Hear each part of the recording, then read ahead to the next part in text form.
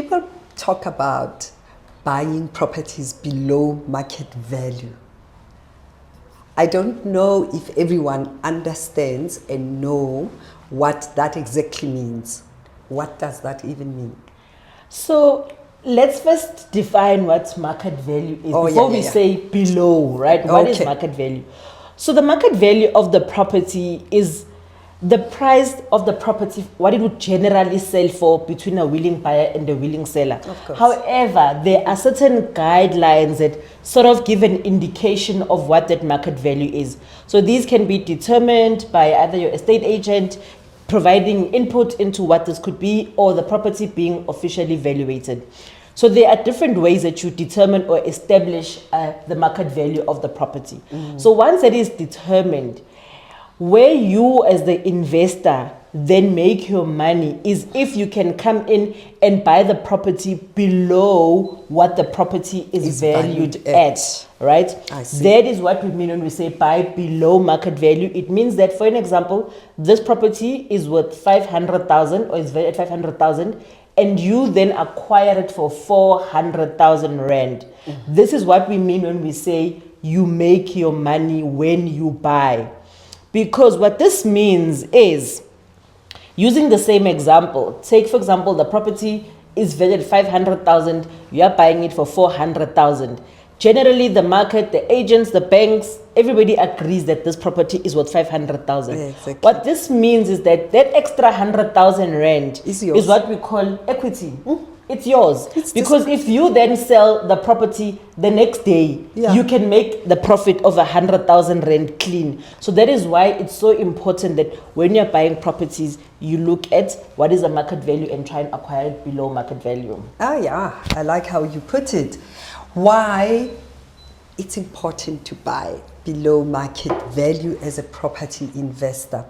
Slee has already explained the 100,000 difference between a property that's valued at 500,000. You gain equity from day one. You have bought at a discount, and that means you can sell it the following day and instantly make money, right? Correct. That is 100,000 that you have made. And what does that 100,000? Why that difference? As a property investor, you are constantly looking for money and capital. So it creates an opportunity for you to buy the next property. Yes. Yeah, because the bank will give you a loan of the 500,000, that the market value, but you can extract 100,000 and continue and buy a second property, for instance, in the same week, right? That you have acquired a discounted property. What else? So also remember, when you are also determining your cash flow, meaning your rental income less your expenses, you then get cash flow. You want it to be positive, right? So you want your rent to exceed your expenses, and one of the biggest expenses is going to be your bond repayment. So if you can reduce that bond repayment by buying the property for less than what it's actually worth, it creates cash flow. So let's use the same example. Me and Miranda buy in the very same block of flats, whatever the case might be, and we all agree that 2 bedrooms here are selling for 500,000, just as an example. Yeah. She buys it at the full price of 500,000. I buy it at 400,000. Her bond repayments, just to ease of maths, let's say her bond repayments are going to be 5,000 rand per month. Mine are going to be 4,000 rand per month. So if our rental is going to be the same, right, I automatically make more money than she does for the very same property, which is why it's important then for you as an investor to always try and come in lower, because you're not only gaining equity, which you've just explained, you're also gaining the potential of actually keeping more of your money than somebody who would buy the very same property at its full market value. Absolutely. So buying it below market value creates cash from day one. That's what we teach in the mentorship. You can buy a property and make money from day one. You make money by acquiring equity, by reducing your expenses, and it also creates cash for the next acquisition. I think it's such an important thing. You know, when we talk about below market value also, don't let the real estate agent do the numbers for you. You have to do your own due diligence. So where do even people find these? Or why do people sell below market value? Maybe let's deal with that first. Let's actually talk about how some people don't believe that you can buy a property for less than what it's actually listed on even on the portals, right? And we've done a video on this particular topic to explain that just because the property is advertised at a particular price, you don't have to pay that. You can always start lower and negotiate your way upwards, but you always want to leave a bit of cream for yourself as a property investor, because that's where you make your money, right? So why would people buy or sell their properties for less than what it's worth? It's possible. This happens all the time. So there are things that are unfortunate for the seller, the 3Ds. Unfortunate for the seller, but an advantage for a property investor. Divorce, for instance. When they are busy scratching at each other and they want to get rid of their property because they are tied at the hip, community of property, marriage, and they are trying to get rid of their house, the most aggrieved party or the angriest party can just go off and sell the property at whatever price, as long as it's out of their hands and they part ways. So that's the first D. You want to invest in property without quitting your 9-to-5 job. You can. And we can show you how to do this through our mentorship program. We are currently in the middle of our current group of mentees, but we'll be opening up intake soon. Right, so what to expect then in the mentorship? We are covering everything from giving the right mindset for investing, because it's very important. We cover how to make sure that you choose the right strategy that's suitable for you, the area, how to identify investment areas, how to identify a profitable investment property, how to manage it so that you make sure that you make a profit, and just generally providing the support and that you need from not only ourselves but also our power team members who have been carefully chosen to ensure that your property investing journey is successful. Join the waitlist. The link is in the bio.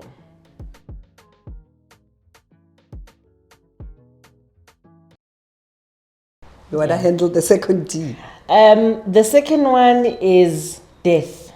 Yeah, death. Right. So if somebody passes away, maybe the surviving spouse or the surviving children, they might not want to live in that property anymore. They might not want to continue with this investing story. They just want to cut their losses. And you may find that sometimes they just want to settle whatever is outstanding bond, and they're happy with that because they just want to let go of the property. Maybe it's bringing, hurtful memories the longer they stay in the property. Maybe a crime occurred in that particular property and they really just want to go as quickly as possible. We're not saying that profit from other people's misery, like, don't get us wrong, but understand that when you understand the reasons why people sell their properties for less than what they're worth, you are actually putting yourself in a situation whereby you can acquire properties. The third D, right, is debt. Oh, debt, yeah. Sometimes people stretch themselves too much. They take on a lot, or maybe they were relying on 2 incomes and all of a sudden they're relying on only 1, and they simply are struggling to stay afloat.